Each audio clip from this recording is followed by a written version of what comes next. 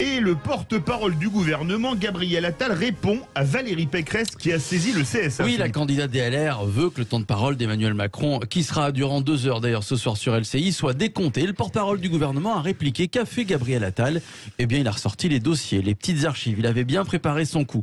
On écoute tout d'abord le coup de gueule de Valérie Pécresse. On le connaît, hein, on se le réécoute, c'était il y a 2 jours. On ne peut pas avoir un président candidat qui se fait ouvrir les chaînes de télévision à la demande et qui, pendant des heures, fait sa campagne, alors même que ses adversaires, eux, doivent se contenter de 5 minutes de duplex pour lui répondre. Voilà, Valérie Pécresse donc en colère, mais en 2012, lorsqu'elle était ministre de Nicolas Sarkozy, président sortant, Valérie Pécresse avait un tout autre discours, retour en arrière. Nous sommes le 29 janvier 2012. Nicolas Sarkozy aussi avait fait son grand entretien diffusé sur 8 chaînes de télévision, provoquant à l'époque la colère de la gauche. Et toujours à l'époque, ça ne dérangeait pas Valérie Pécresse. Voilà comment elle justifiait cette intervention. Le gouvernement est pleinement dans l'action. Je crois que le temps de la présidentielle viendra. Alors, je sais que ça doit être frustrant pour les candidats à la présidentielle de présenter des programmes et de ne pas avoir encore d'adversaires. Mais ce temps-là viendra. Et oui, à l'époque, Valérie Pécresse n'était pas choquée. Hein. Écoutez la réaction de Gabriel Attal, alors qu'il n'a pas été tendre avec la candidate LR. Elle a la fébrilité comme moteur et l'hypocrisie comme carburant. Et voilà, paf, Gabriel Attal, le roi des punchlines. D'ailleurs, c'était Gabriel Attal qui avait dit il y a quelques semaines, souvenez-vous, Zemmour, c'est Trump commandé sur Wish.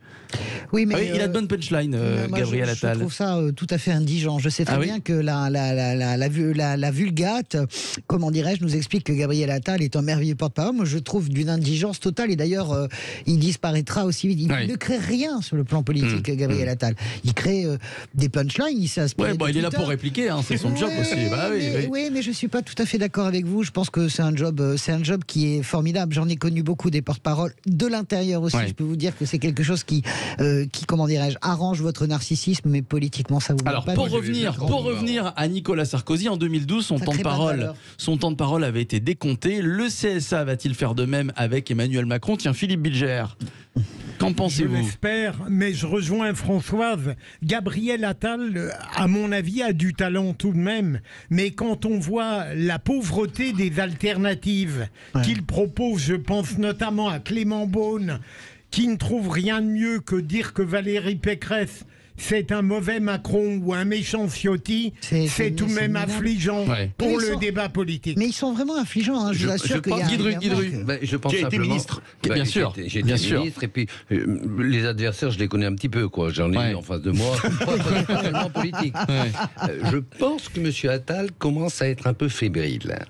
Et quand je dis ça, je suis loin de la vérité. Je pense que là, il est en train de glisser, il glisse dans l'arrogance, parce que de toute façon... Ils ont toujours été arrogants. Très arrogants. Mais puis il sent que la fin approche, parce que même si Macron est réélu, il sera sûrement pas là lors du 2e quinquennat, encore plus si jamais Macron n'est pas élu.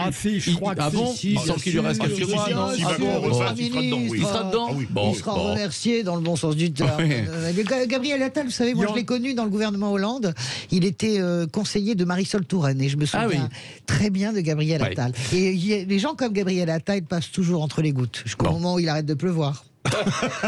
Je vous dis à demain, je reviens demain bien sûr. Et avec la voix du président Giscard d'Estaing. Merci beaucoup Philippe Rossi. On va suivre ça de près. D'ailleurs, on la décryptera demain, l'interview du président dans le Grand Matin de Patrick Roger et Cécile Deménibus. Ça sera mon édito demain matin.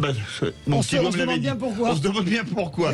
À 18h30, notre grand débat. Justement, Emmanuel Macron doit-il être considéré comme un candidat dès ce soir? Vous êtes 92,3% à dire oui. Vous voulez réagir? Le 0826 300 300 et les réseaux sociaux. On se retrouve tout de suite dans Les Vraies Voix.